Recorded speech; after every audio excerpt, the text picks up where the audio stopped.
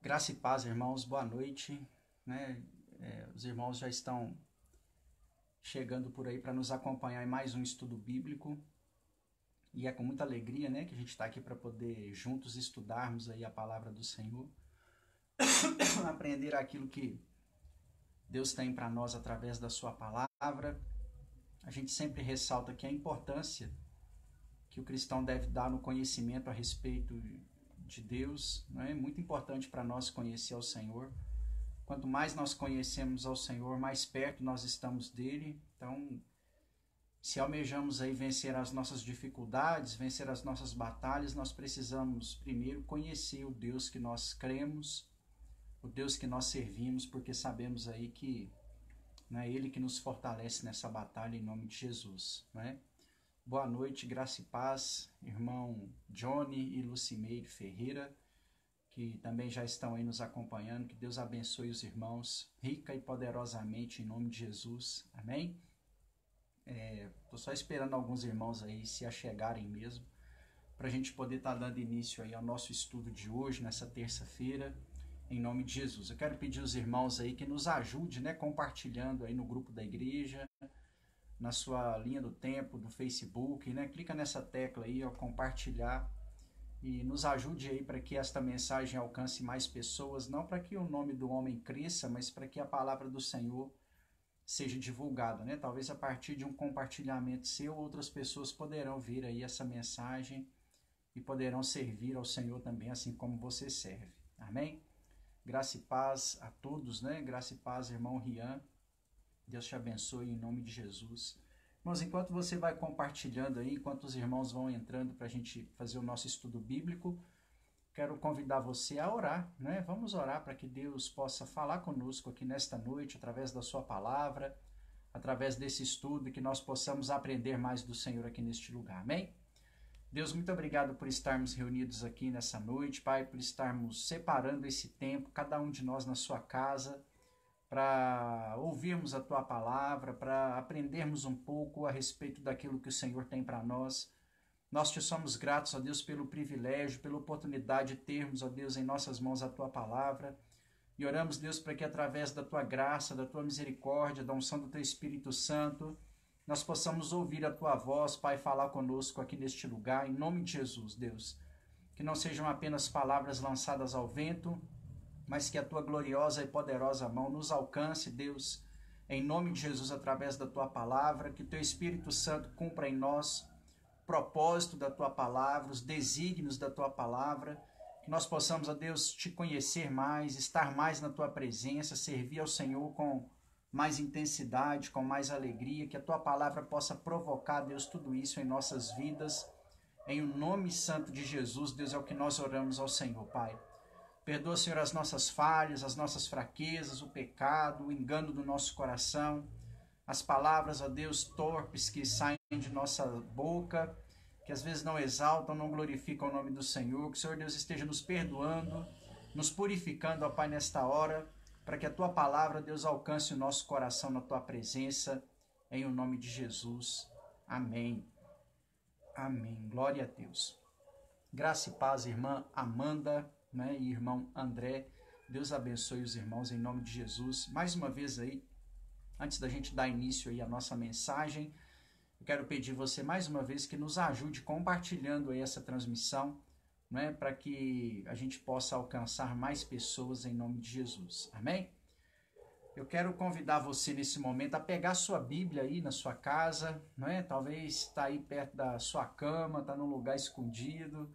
Pegue sua Bíblia lá para a gente poder acompanhar um texto, versículo por versículo, né? A gente vai fazer aqui um comentário bíblico a respeito de um texto do Novo Testamento que vamos ler. Então pegue a sua Bíblia para você poder acompanhar comigo, para a gente poder ver junto aí os significados desse versículo, né? A gente vai ter aqui, como é um culto de estudo bíblico, nós vamos ter um expositivo do texto que nós vamos ler, né? Então, isso nos ajuda muito aí a compreender. Então, esteja acompanhando aí na sua Bíblia, seguindo na sua Bíblia, em nome de Jesus, né? O nosso culto de estudo bíblico ainda está sendo de forma remota, A gente está fazendo transmissões ao vivo para alcançar você aí na sua casa devido a essa pandemia e a gente não querer forçar os irmãos a se deslocarem, né, de suas casas até a igreja para a gente poder estar tendo esse estudo bíblico. Terça-feira passada a gente não teve, devido a ter sido uma semana de mudanças, né? Nós mudamos o nosso endereço, a Igreja Batista Nacional Atos agora é na Avenida Brasil, 1136, e semana passada a gente estava lavando, limpando, então por isso que não teve como, né, a gente ter o nosso culto de estudo bíblico. Mas hoje a mudança já está feita, ainda faltam alguns acertozinhos lá, mas nós já, né, estamos aí prontos para voltar a estudar a palavra do Senhor, né, seja comigo aqui, pastor dos irmãos, ou seja, o obreiro, né? A gente está aqui mais uma vez já para poder aprendermos aí a palavra do Senhor. Amém? Então nos ajude aí compartilhando para que isso alcance mais pessoas e o nome do Senhor seja glorificado. Abra sua Bíblia comigo, Evangelho de Mateus, capítulo de número 5. Eu vou estar lendo a partir do versículo de número 1. Mateus, capítulo 5, a partir do versículo de número 1. Nós vamos ler aqui o Sermão da Montanha. Há uns 2 meses, né, eu devo ter separado aí na igreja já umas 3 mensagens a respeito do Sermão da Montanha. Então nós temos aprendido aí algumas coisas sobre este sermão. E há um tempo atrás falei para os irmãos sobre oração, né, já falei sobre solitude da vida. Hoje nós vamos falar sobre o ponto principal desse sermão, que são as bem-aventuranças, né?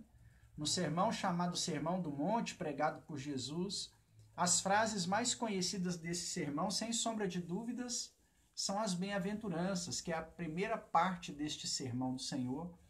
Então hoje nós vamos ver aí sobre as bem-aventuranças do Sermão da Montanha. Amém? Evangelho de Mateus, capítulo de número 5, a partir do versículo de número 1, eu vou estar lendo aqui os 2 primeiros versículos, que diz assim: Jesus, vendo as multidões, subiu a um monte e, assentando-se, os seus discípulos se aproximaram dele. E Jesus, abrindo a boca, os ensinava, dizendo: Amém. Deus, mais uma vez eu coloco esta palavra nas suas mãos e peço, Senhor, que seja o Senhor, através do teu Santo Espírito, a falar conosco aqui nessa noite, em o nome de Jesus. Amém.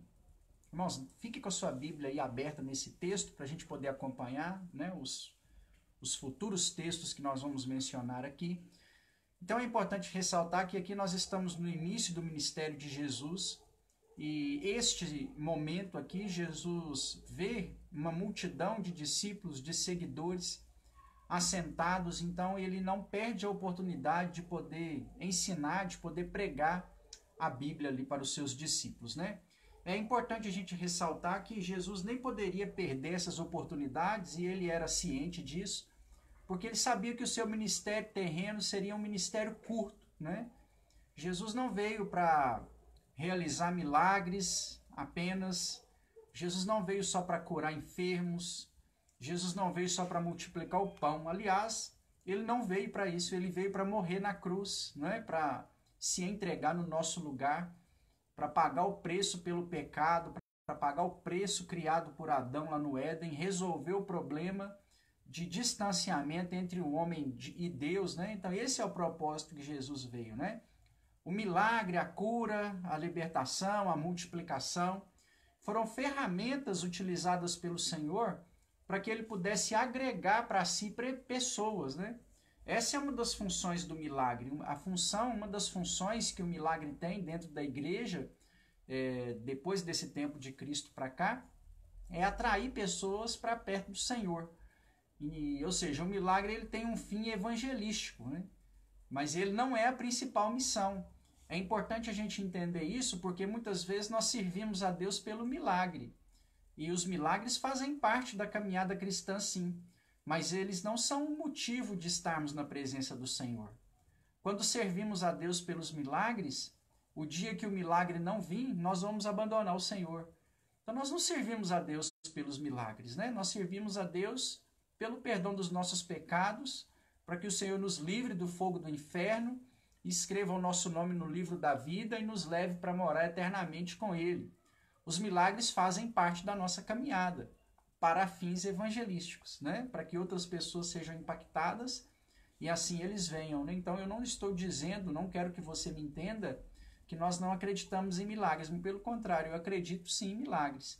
Mas a gente precisa saber o lugar certo e a hora certa para que o milagre aconteça. Todas as vezes que Jesus realizou um milagre foi para impactar aquelas pessoas e dar mais peso às suas palavras de ensinamento na hora que ele falasse, né? Então, Jesus não veio realizar milagres, ele veio pregar. E sabendo que o seu ministério seria curto, quando ele teve as oportunidades de esboçar algum sermão, ele aproveitou. E aqui é uma das primeiras oportunidades, onde o Senhor está num monte, né? Está numa determinada região, e ali os seus discípulos se assentam, e eram muitas pessoas, eram cerca de 5.000 homens, sem contar mulheres e crianças. E quando essa multidão toda se assenta ali, Jesus aproveita a propriedade do lugar, né? O lugar era propício para dar esse tipo de ensinamento, aproveita a disponibilidade dos discípulos mais chegados, dos apóstolos, entre aspas, vamos dizer assim, dos futuros apóstolos, né? Para que essa mensagem fosse melhor divulgada entre aquela multidão. E então ele aproveita ali a reunião de cerca de 5.000 discípulos para poder pregar o evangelho e ensinar, né, uma nova interpretação da lei, um novo jeito de olhar para essa lei para aquelas pessoas que ali estavam, né? Então é importante lembrar que o texto aqui menciona discípulos, então discípulos não são 12, né? Apóstolos, né? São 12 aí, depois um pouco mais de 12 já na era da igreja, mas discípulos são muitos. Quando Jesus está reunido com seus discípulos, eles são mais de 12, nesse caso aqui eles são 5.000.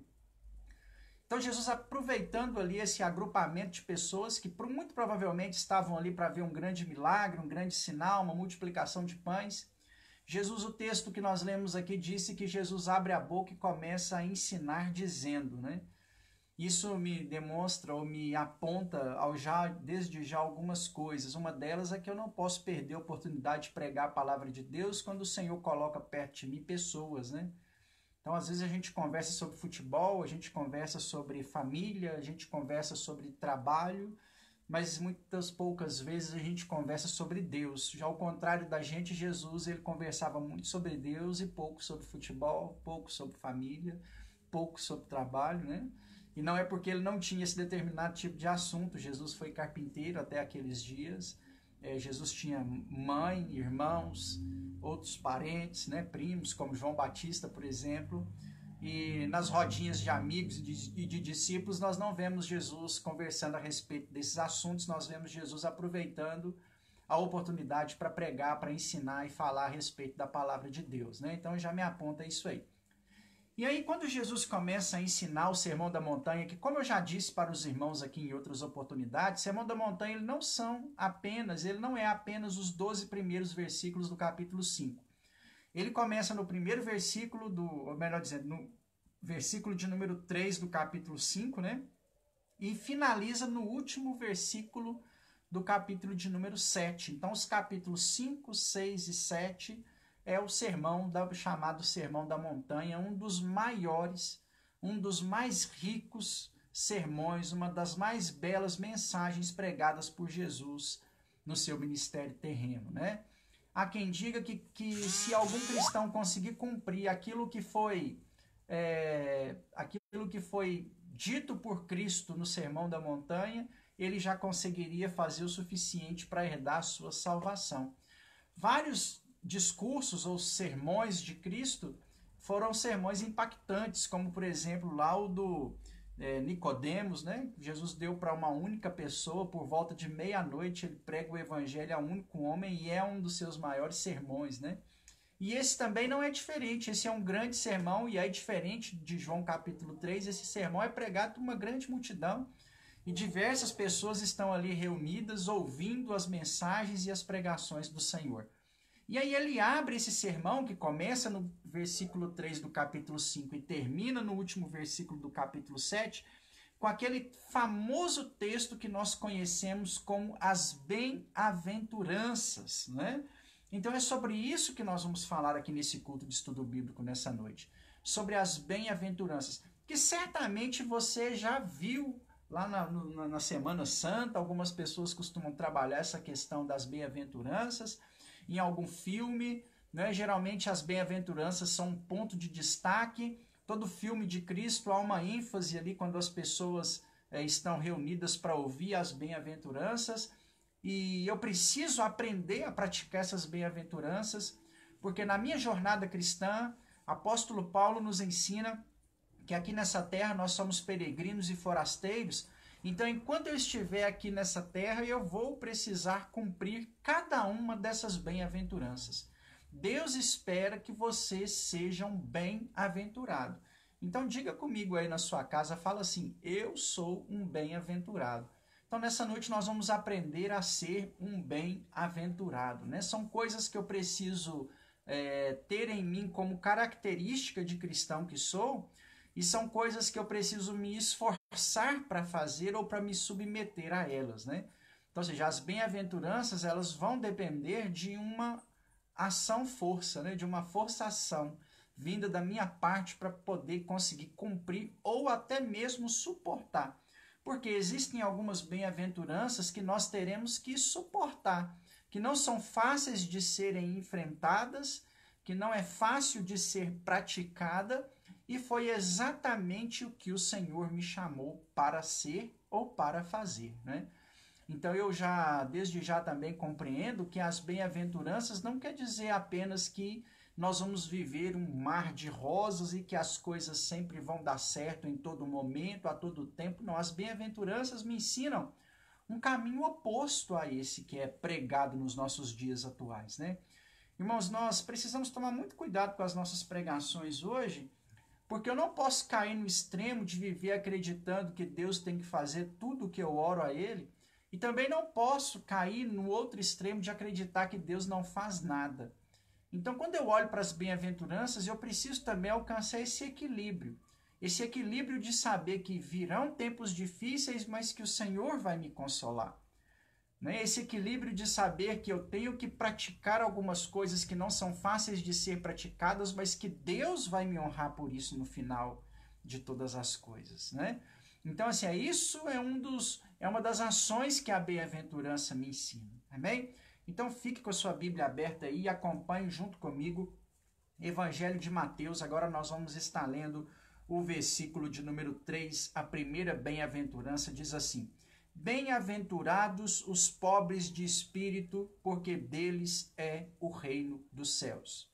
Bem-aventurado os pobres de espírito, porque deles é o reino dos céus. Olha que versículo interessante. A primeira bem-aventurança, ela fala a respeito de pobreza de espírito. Então nós precisamos entender aqui, compreender algumas coisas sobre esta frase. Primeiro, você sabe o que significa bem-aventurado, né? Ou bem-aventuranças? A palavra bem-aventurado significa feliz será. Então, todas as vezes que nós lermos no texto bíblico, seja em Mateus capítulo 5, do 3 ao 12, ou seja em qualquer outra parte do Novo Testamento que vai aparecer também essa frase em alguns outros blocos de texto, a palavra, ou nos Salmos, né? Nos Salmos aparece muito também, em Provérbios também. Essa palavra bem-aventurado significa feliz será, ou seja, significa certeza de sucesso, né? Olha que coisa bacana, né? A palavra feliz será significa que eu vou ser bem-sucedido, que fazendo isso eu serei feliz. Todos nós, sem exceção, os irmãos que estão me acompanhando agora online ao vivo, quanto as pessoas que vão nos assistir depois através do YouTube no canal da Igreja Batista Nacional Atos, todos nós ansiamos pela felicidade. Filosoficamente falando, a felicidade é algo buscado por todo ser humano. E a maioria dos seres humanos não alcançam a felicidade. Muitas vezes a pessoa pensa assim: se eu tiver uma casa eu vou ser feliz. Aí ela vai lá e consegue conquistar a casa. E mesmo conquistando a casa ela não é feliz. Ela pensa: mas se essa sala minha fosse maior, se eu tivesse uma varanda, se o terreno fosse maior, ou se o terreno fosse menor, se eu tivesse num apartamento, se a casa fosse pequena para limpar. Muitas vezes a pessoa, o sonho dela, ela acha assim: quando eu comprar uma casa eu serei feliz. Aí ela compra a casa, ela não é feliz. Muitas pessoas pensam assim: se eu comprar um carro eu vou ser feliz. Aí a pessoa vai lá e compra o carro. Passa um determinado momento, ela tem que ir na oficina. Quando ela chega na oficina e vê que esse carro estraga, ela pensa assim: mas por que eu fui comprar esse carro? Onde eu estava com a cabeça? Esse carro vem trazer despesas para mim. e aí ela achou que quando ela comprasse o carro ela seria feliz, mas quando o carro chega ela vê que o carro não traz felicidade para ela. E isso acontece com diversas coisas. Muitas pessoas pensam assim, não, eu preciso passar no concurso público, porque se eu passar no concurso público eu serei feliz. Aí a pessoa vai lá, enfrenta uma prova, passa no concurso público e começa a trabalhar para o governo estadual. Aí o governo estadual divide o 13º dela em 12 parcelas. Paga o pagamento dela em 3 vezes escalonado durante o mês. Ela pensa assim, mas eu vou trabalhar para o Estado, esse Estado não tem dinheiro para me pagar, e aí eu não recebo o meu 13º, a não ser que seja dividido. Ou seja, a pessoa passou no concurso público e ela não é feliz. Mas a pessoa pensa assim, eu vou casar porque casando eu vou ser feliz. Aí ela casa, começa a enfrentar os problemas, as dificuldades de viver junto um com o outro, as diferenças de pessoalidade, de personalidade. Aí a pessoa, quando eu era solteiro eu era mais feliz, né? Então felicidade, filosoficamente falando, é algo que o ser humano nunca vai alcançar. Filosoficamente. Por quê? Em Deus, este sim traz a nós a verdadeira felicidade. Só o Senhor, irmãos, pode completar no nosso coração essa certeza completa de felicidade, né? De bem-aventurado, de feliz será, de bem-sucedido. Só o Senhor, de fato, pode completar isso na sua vida. Entenda e aprenda isso. Porque às vezes você está correndo atrás da casa, você está correndo atrás do carro, você está correndo atrás do bom emprego, você está correndo atrás do casamento. E eu tenho certeza que talvez essas coisas não te façam feliz. Mas o Senhor, independente daquilo que a filosofia ensina, este sempre vai nos fazer feliz. Então essa é uma das mensagens que Jesus vai trazer nas bem-aventuranças. O segredo da felicidade, né? Talvez você me pergunte assim, pastor, qual que é o segredo da felicidade? Nós vamos aprender aqui hoje. O segredo da felicidade. O segredo da nossa felicidade é sermos bem-aventurados, né? Então o texto começa dizendo, bem-aventurados pobres de espírito. Esse pobre de espírito aqui não está falando de bens materiais, né? Ou seja, para ser feliz eu terei que ser pobre. Não. Não necessariamente o texto está querendo dizer isso. O pobre de espírito é aquele que consegue se contentar com aquilo que tem, que não tem um coração altamente ambicioso.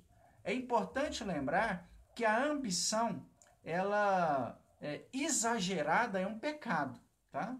Mas num ponto moderado, dentro de um equilíbrio, Deus espera que sejamos ambiciosos, né? Nós não podemos ser ambiciosos ao extremo a ponto disso virar pecado. Por exemplo, eu vou correr atrás de dinheiro, vou ser ambicioso por causa de dinheiro, vou deixar de ir na igreja por causa de dinheiro, vou deixar de servir a Deus por causa de dinheiro, vou enganar o meu próximo por causa de dinheiro, vou derrubar os outros, vou prejudicar o meu colega por causa de dinheiro. Essa ambição é pecado. Mas a ambição de querer melhorar, essa aí Deus espera e Ele quer nos abençoar que nós a tenhamos, né? Talvez você está andando de bicicleta e quer comprar uma moto, Deus vai te honrar para poder fazer isso. Talvez você quer comprar um carro, Deus vai te honrar para fazer isso. Talvez você quer comprar uma casa, Deus vai te honrar para fazer isso. O exagerar relacionado a essas coisas que vão se tornar pecado. Então, o que é o pobre de espírito? O pobre de espírito é aquele que é grato a Deus e que é feliz com o Senhor, com aquilo que Deus tem dado a ele dia após dia, né? Esse é o pobre de espírito. É a pessoa que é grata a Deus por aquilo que Deus dá para ela, por aquilo que o Senhor confiou nas mãos dela, né? E aí o texto diz que a pessoa que consegue viver desse jeito, o reino dos céus é dela. Nós sabemos que não é fácil ser pobre de espírito, abrir mão da nossa altivez.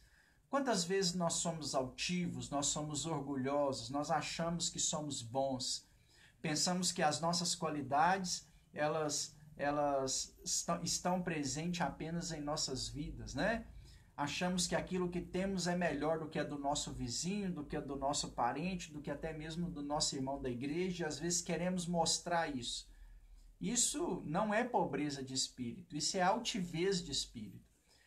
A pobreza de espírito diz respeito ao fato de sermos gratos a Deus com aquilo que Ele nos tem dado, e também de eu não usar esse tipo de coisa para me ensoberbecer diante do meu próximo, diante do meu irmão, diante do meu amigo, né? Então, isso é ser pobre de espírito. Aquela pessoa que consegue se contentar e ser grata ao Senhor por aquilo que Deus a tem dado, essa pessoa é pobre de espírito, né? Então, ou seja, não está relacionada à pobreza financeira. Muitas pessoas pensam que só vai para o céu quem é pobre, né? E não é bem isso. Não é bem isso que a Bíblia nos ensina. A Bíblia, Jesus ensinou que dificilmente um rico vai para o céu por causa do amor ao dinheiro. Mas Jesus não disse que isso seria impossível. Muito pelo contrário, é nessa situação que Jesus fala assim: o que é impossível para o homem, para Deus não é possível. Para Deus é possível, porque para Deus não há impossíveis, né? Então, ou seja, não é impossível um rico ir para o céu, né? Ricos vão para o céu, né? Talvez aqueles que conseguirem se desapegar, estes vão para o céu. A palavra do Senhor nos ensina no Novo Testamento pessoas que eram ricas e que vieram servir a Deus para sustentar o evangelho, os apóstolos, as viagens missionárias, para que a igreja subsistisse. Então, não quer dizer que apenas pobres, né, vão para o céu. Pobreza de espírito está mais naquilo que nós sentimos com aquilo que temos, com as posses que Deus nos deu, com aquilo que o Senhor nos confiou, do que propriamente dito em sermos pobres como os franciscanos, né? Vamos viver comendo só o básico, vestindo só tecido americano cru, todos iguais, vamos morar de forma simples porque é isso que Deus quer. Não, não é isso. Deus quer pobreza de espírito, né? Talvez a pessoa que é cristã e tem até alguma condição financeira, mas quando você conversa com ela, ela conversa com você de igual para igual, porque ela é pobre de espírito. E esse pobre de espírito agrada ao coração de Deus. E é assim que nós precisamos ser, né? O céu não é lugar para arrogantes. O céu não é lugar para pessoas altivas. O céu não é lugar para orgulhosos. O céu, do reino dos céus, né, pertence ao reino dos céus aqueles que são pobres de espírito. Então, seja um pobre de espírito e você será feliz. Você será bem-aventurado. A arrogância, a soberba, a prepotência, ela tira de nós a capacidade de sermos felizes, né? Porque vamos supor que você compre lá um carro bacana, você compra lá um Corolla, né? E aí você compra um Corolla e aí você, olha, eu ando de Corolla. Aí você chega pro seu vizinho que tem um Fusca e fala para ele assim, você tem um Fusca? Eu tenho um Corolla, eu sou feliz porque eu tenho um Corolla. Mas aí chega o outro vizinho seu numa Land Rover. Aí o seu Corolla já não vai valer muita coisa mais, você vai deixar de ser feliz, né? Então, quer ser feliz? Seja contente com aquilo que Deus tem te dado, te confiado. Seja pobre de espírito e o reino dos céus é seu. Versículo de número 4. Bem-aventurados que choram, porque serão consolados. Irmãos, durante a nossa jornada cristã aí, nós não gostaríamos que fosse, mas é absolutamente normal enfrentarmos adversidades e problemas, né? E esse choro aqui é o choro da dor, é o choro do problema. Esse choro aqui mencionado no versículo 4 é o choro do parente que falece, é o choro do desemprego, é o choro da enfermidade, é o choro da resposta positiva no exame que você fez, né? E quando nós choramos, isso vale muito para Deus. Aliás, esse é um princípio que nós, enquanto cristãos, alguns de nós estamos perdendo, porque perdemos o hábito de chorar na presença do Senhor. Porque o choro ele é sinal na vida do ser humano cristão de quebrantamento, de dependência do seu Senhor e do seu Criador, né? De humildade, de humilhação, né? Geralmente o choro está relacionado à humilhação. E quando nós choramos, nós estamos nos humilhando diante do Senhor. O choro ele consegue fortalecer a nossa oração. Não existe oração fraca, oração forte, né? A Bíblia fala sobre oração. Mas quando nós regamos essa nossa oração com lágrimas, sem sombra de dúvidas, ela chega mais fortalecida diante do nosso Deus.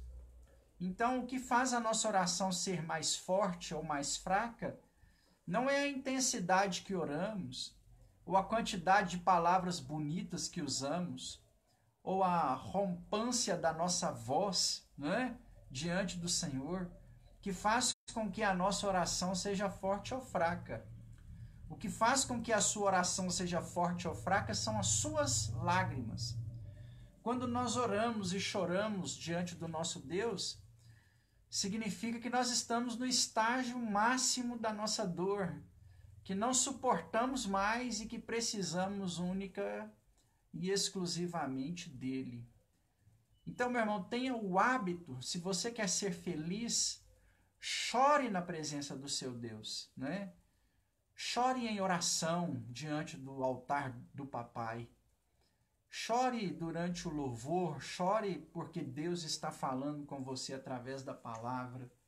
Abra o seu coração, não para que aconteça de forma forçada, mas abra o seu coração para que ele seja quebrantado a ponto de você chorar na presença do seu Deus.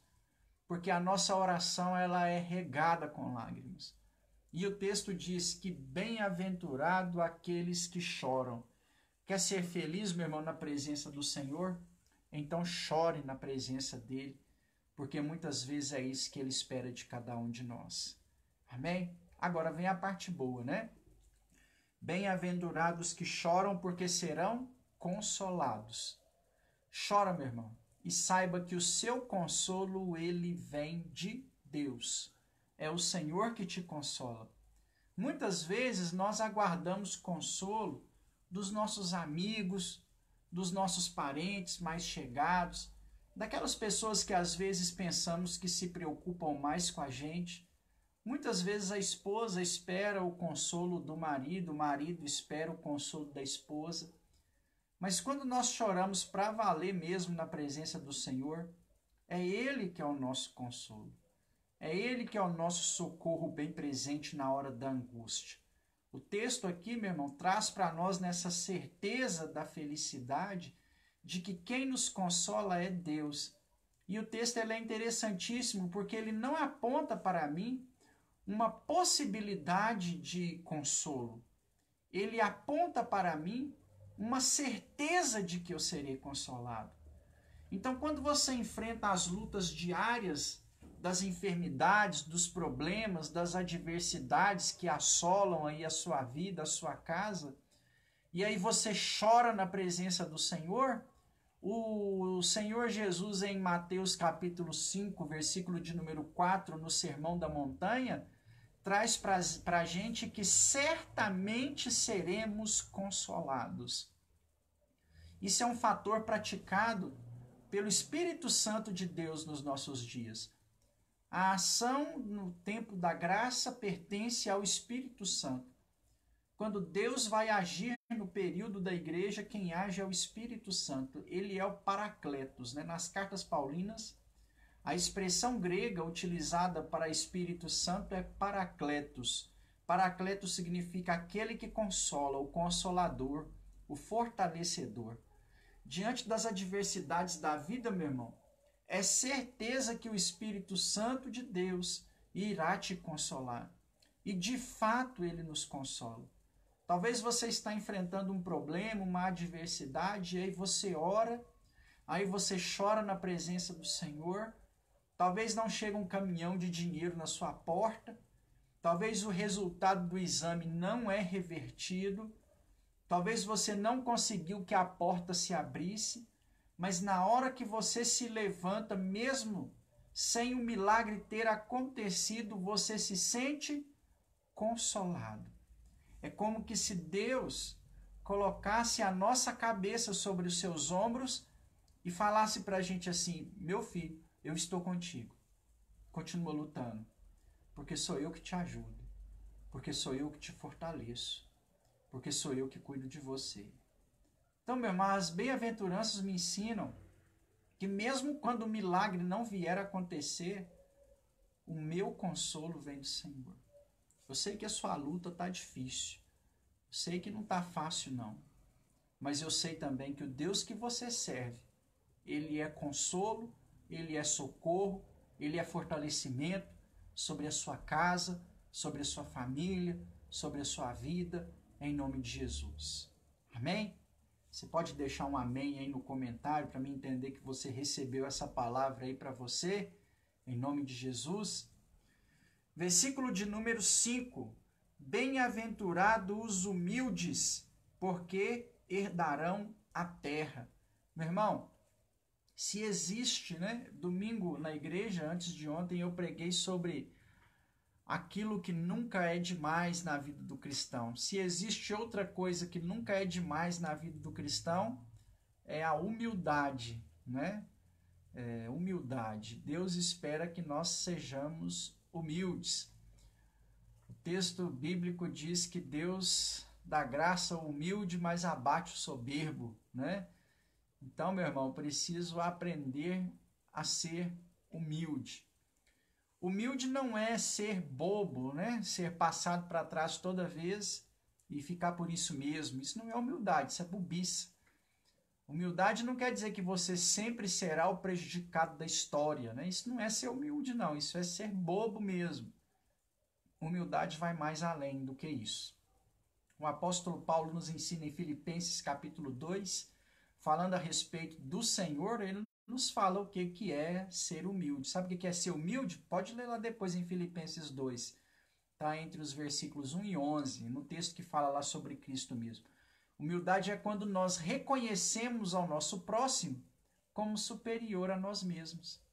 Então, toda vez que eu olho para uma pessoa e considero ela superior a mim, eu estou sendo humilde. Isso é humildade, né? Isso se chama humildade.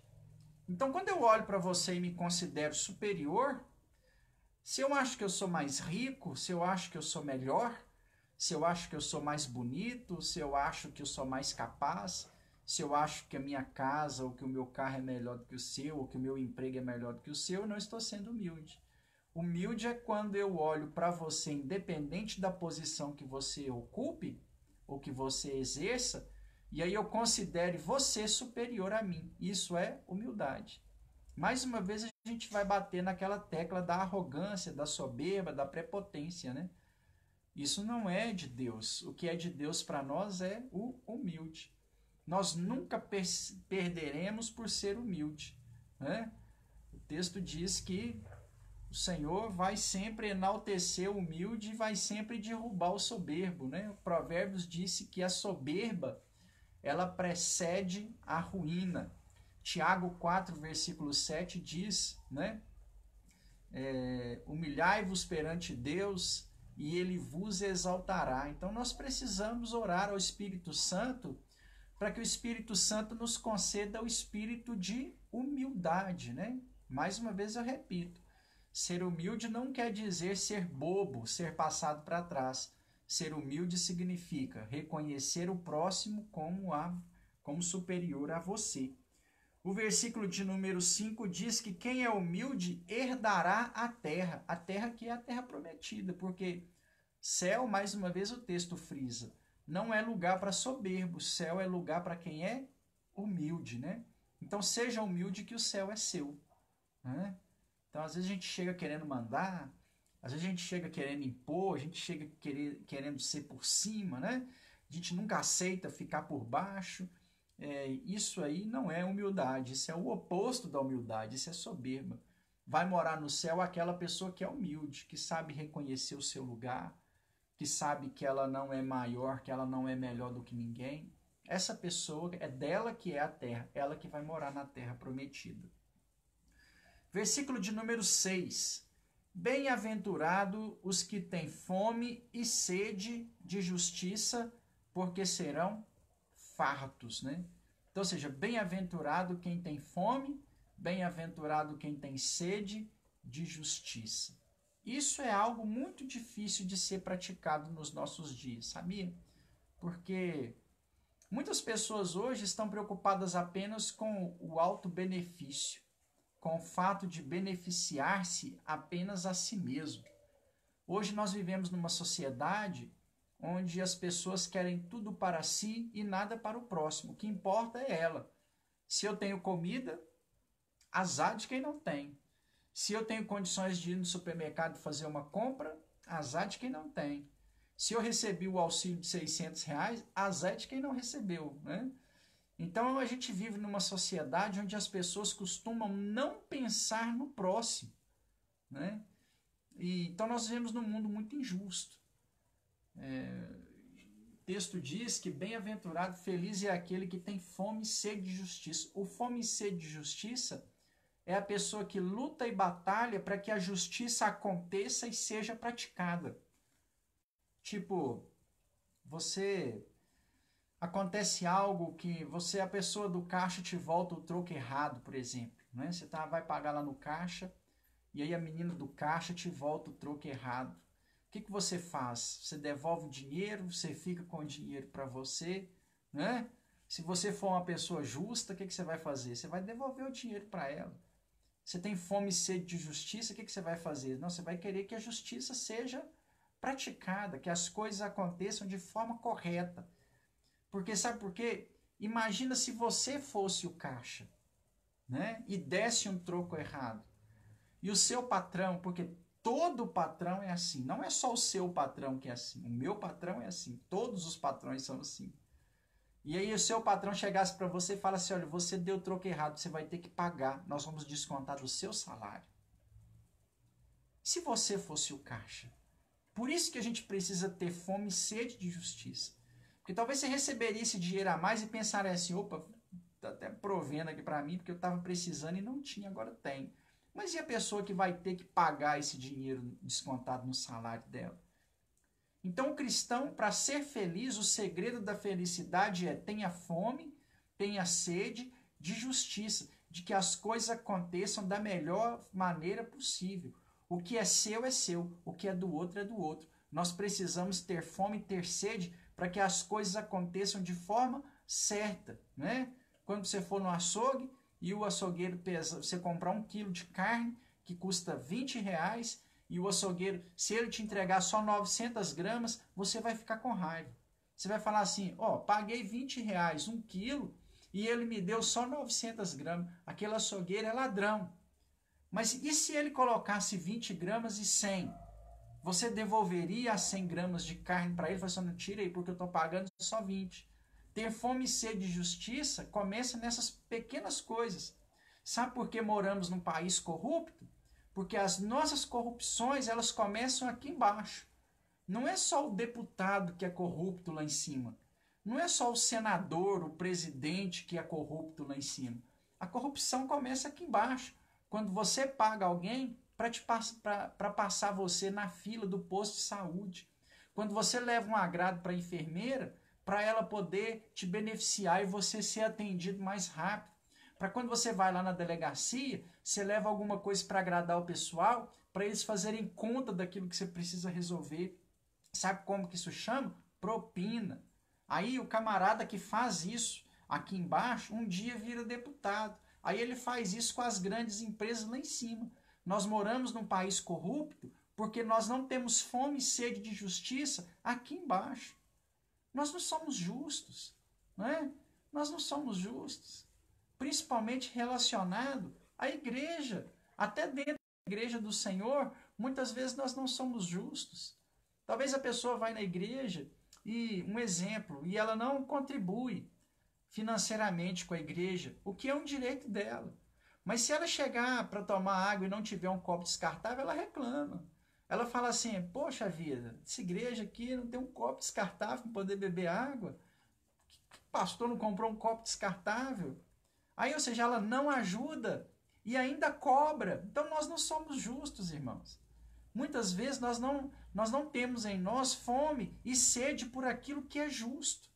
Né? Claro, eu citei isso de exemplo, a decisão de contribuir ela é pessoal, principalmente relacionada ao meio batista.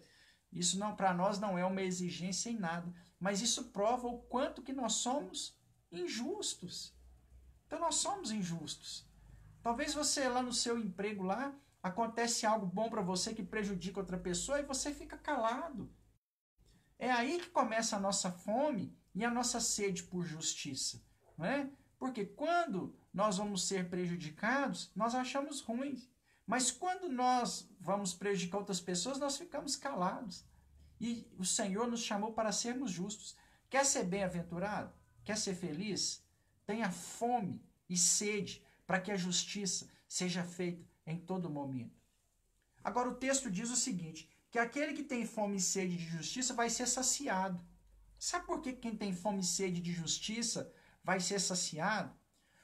Porque aquilo que não se paga aqui nessa terra se dará contas no dia do juízo final. Eu trabalhei com um pastor em Bom Despacho, e o irmão Eustáquio está aqui nos assistindo, graça e paz, irmão Eustáquio, né, que é a ovelha do pastor Manuel, que a gente trabalhou lá em Bom Despacho. Pastor Manuel sempre fala uma coisa nos seus sermões, né? Pastor Manuel fala assim, olha, haverá um juízo final, né? E se tem uma coisa que eu aprendi com o pastor Manuel é que haverá um juízo final.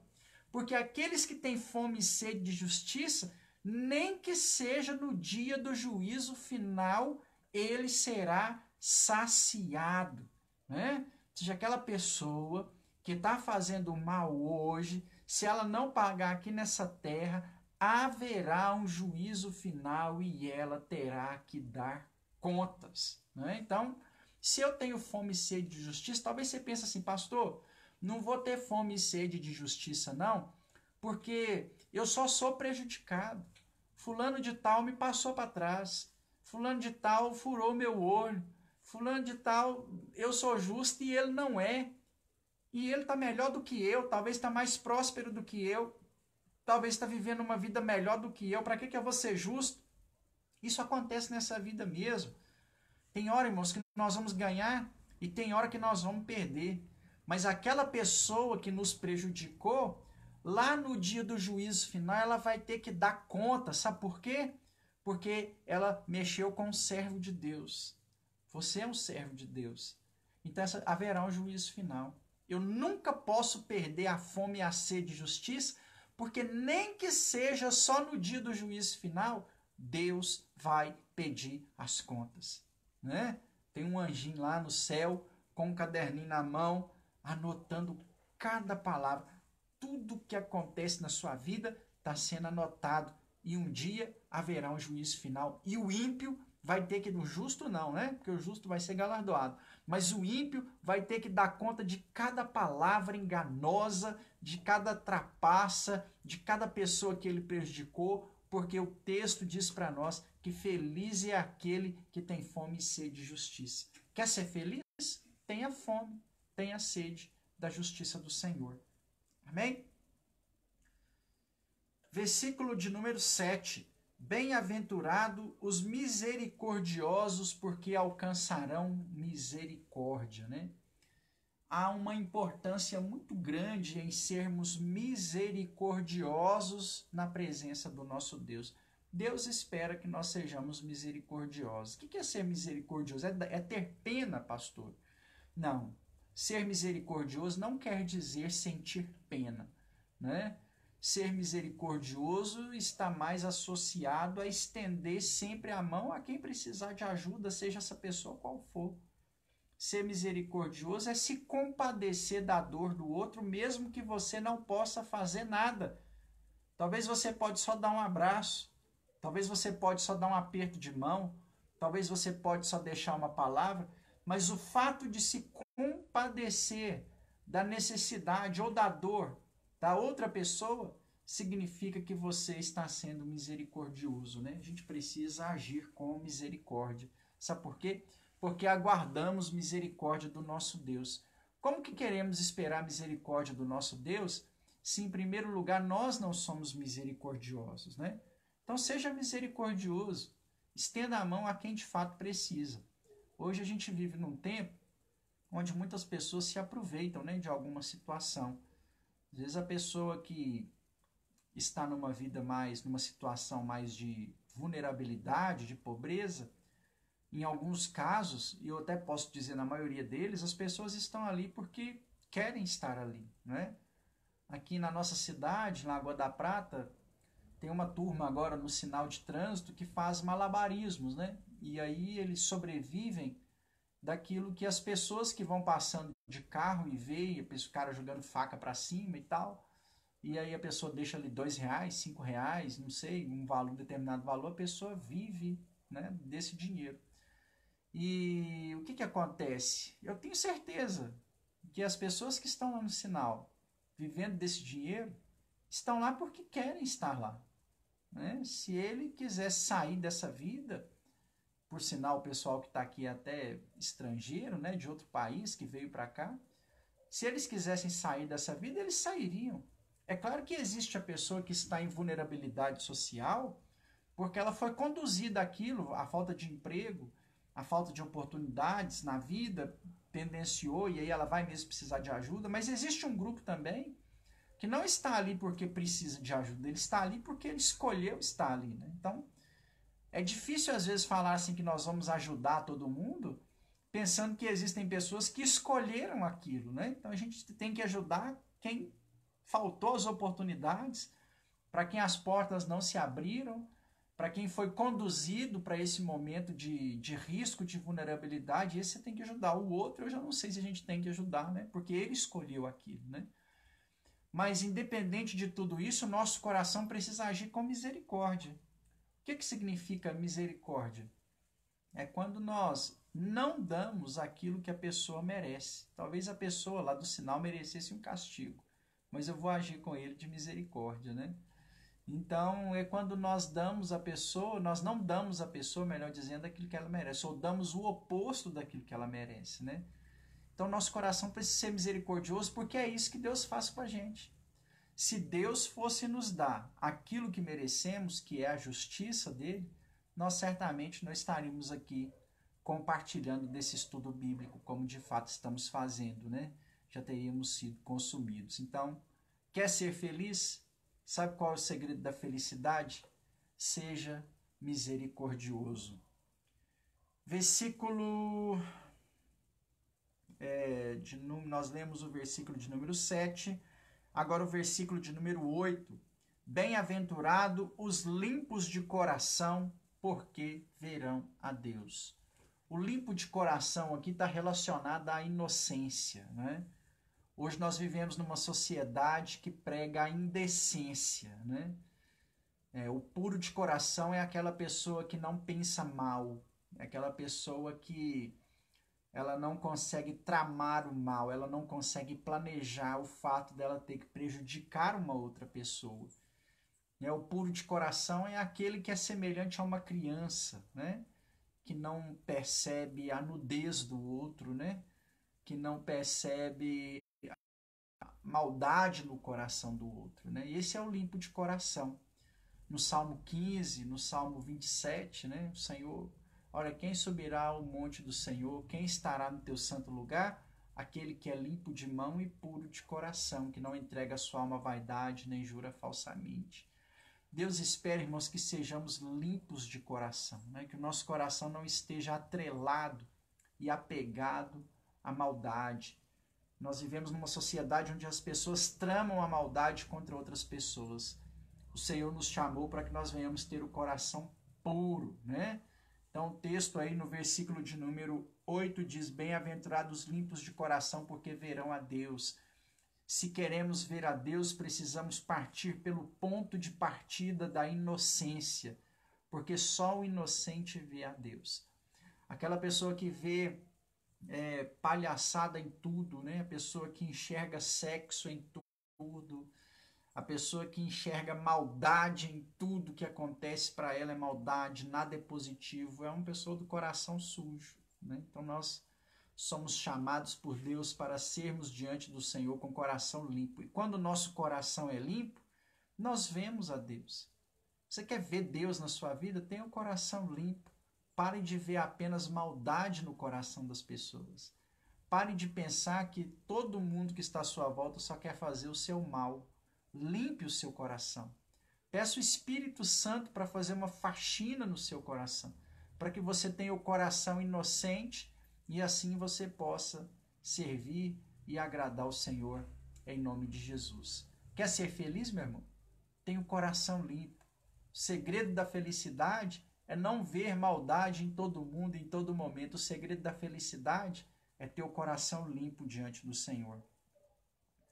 Versículo de número 9. Bem-aventurados os pacificadores, porque serão chamados filhos de Deus. Sabe o que quer dizer a palavra pacificador? Pacificador é aquele que promove a paz, né? Então, quando você fala mal de uma pessoa para outra pessoa, você está sendo pacificador? Quando você joga fogo, né? Joga lenha no fogo, né? Tá tendo uma briga lá no seu trabalho, lá no pessoal da sua família tá brigando. Você chega lá e fala assim, ó, você tá brigando com ele, você sabia que o fulano de tal fez assim, assim? Quando você joga lenha na fogueira, você está sendo pacificador? Quando você perde a sua razão e parte para a briga, você está sendo pacificador? Quando você diz que dá, como é que é? Você dá um pouco para entrar numa briga e um boi para não sair dela, você está sendo pacificador? O pacificador é aquele que evita a confusão e a discórdia até o último momento, né? Até o último instante ele evita a discórdia. Até o último momento ele evita a briga. Isso é ser pacificador. A nossa arrogância, a nossa soberba, a nossa prepotência, ela nos atrapalha a sermos pacificadores, porque às vezes alguém chega e te afronta, e aí você não quer sair por baixo, ser humilde, você quer sair por cima, aí você cresce, né? Ah, que isso, rapaz, a gente garra nos tapas aqui agora, né? E aí, isso não pode ser assim. Porque o Senhor nos chama no Sermão da Montanha a sermos pacificadores. Bem-aventurados os pacificadores. Sabe o que quer dizer isso? Quando depender de vós, disse o apóstolo Paulo, Romanos capítulo 12, a partir do versículo de número 9. Quando depender de vós, tende paz com todos os homens. Não gere guerra, não gere brigas. Não seja a pessoa que vai brigar com o vizinho, brigar com o parente, brigar com o colega de trabalho, brigar com o colega aqui da faculdade, brigar com o marido, brigar com a esposa. Não seja esse. Porque o texto chama bem-aventurados pacificadores. Feliz é aquele. Quer ser feliz? Ao invés de promover brigas nos seus ciclos sociais, promova a paz. Seja aquele que traz paz. Seja aquele que, quando chega, os problemas se resolvem e não se agravam, né? Esses são os pacificadores. E tem uma grande vantagem em ser pacificador. Porque quando você é um pacificador, você é chamado de filho de Deus. Né? Olha que presente bacana que a palavra de Deus deixa para nós. Quando você promove a paz, as pessoas vão falar assim, esse aí é filho de Deus. Quer honra maior do que essa, meu irmão? Quer uma honra maior do que a de ser chamado filho de Deus? Não existe honra maior do que essa. Essa aí é o maior prêmio, esse aí é o melhor título, é o maior cargo que nós podemos ocupar aqui nessa terra, né? Versículo de número 10. Bem-aventurados que sofrem perseguição por causa da justiça, porque deles é o reino de Deus. Então, olha, bem-aventurado os que sofrem perseguição por causa da justiça. Quando você querer ser pacificador, quando você querer ser justo, algumas pessoas vão falar para você assim, que isso é bobo demais. E às vezes, pelo fato de querer as coisas certas, vão te perseguir, né? Vão te perseguir. Mas o texto que nós lemos aqui diz que bem-aventurados que sofrem perseguição por causa da justiça, porque deles é o reino de Deus. Se mantenha justo, se mantenha íntegro, independente do que aconteça. Sabe por quê? Não é nessa terra, meu irmão. O reino do céu é seu. O seu nome está escrito lá. É lá que o Senhor vai te honrar. Amém? Ele vai cuidar de você aqui nessa terra. Milagres vão acontecer aqui nessa terra. Mas você serve a Deus é pro lá. Em nome de Jesus. Versículo de número 11. Bem-aventurados sois vós, quando vos insultarem e perseguirem e mentindo, disserem todo mal contra vós por minha causa. Exultai e alegrai-vos sobremaneira, porque é esplêndida a vossa recompensa nos céus, porque assim perseguiram os profetas que viveram antes de vós. Olha que fato interessante, irmãos. Às vezes, pelo fato de servirmos a Deus, né? Nós enfrentaremos aí algumas perseguições, né? Muitos de nós somos perseguidos pela nossa família, pela nossa casa, por pessoas da nossa casa, que nos afrontam a todo momento pelo fato de sermos servos do Senhor. no nosso local de trabalho. Muitas pessoas talvez vão nos discriminar, né? Pelo fato de sermos evangélicos, pelo fato de adorarmos ao Senhor. Mas o texto diz que bem-aventurado, feliz é aquele que sofre esse tipo de perseguição. Aliás, o texto nos convida a nos alegrarmos quando alguém falar mal de você lá porque você é crente, né? Quando alguém te perseguir porque você é cristão. Não é verdade? Então, assim, alegre, se exulte na presença do Senhor quando isso acontecer, porque Deus vai cuidar de cada um de nós. O Senhor vai, em nome de Jesus, né, nos dar a grande recompensa. O texto diz: exultai e alegrai-vos sobremaneira, porque é esplêndida a vossa recompensa no céu, porque assim como perseguiram os profetas que vieram antes de vós. Então, olha que fator interessantíssimo, né? Que coisa maravilhosa. Quando te perseguirem, meu irmão, não se preocupe, né?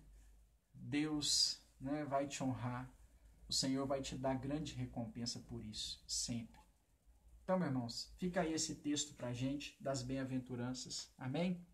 Que você tenha aprendido um pouco aí a ser bem-aventurado. A nossa mensagem, então, foi o segredo da felicidade, né? Quer ser feliz? Seja bem-aventurado. Pratique aí dos versículos de número 3 até o versículo de número 12, e aí você será um bem-aventurado na presença do Senhor. E aí o texto que nós lemos nos dá a garantia e a certeza de vitória na presença do nosso Deus. Amém, meu irmão? Glória a Deus.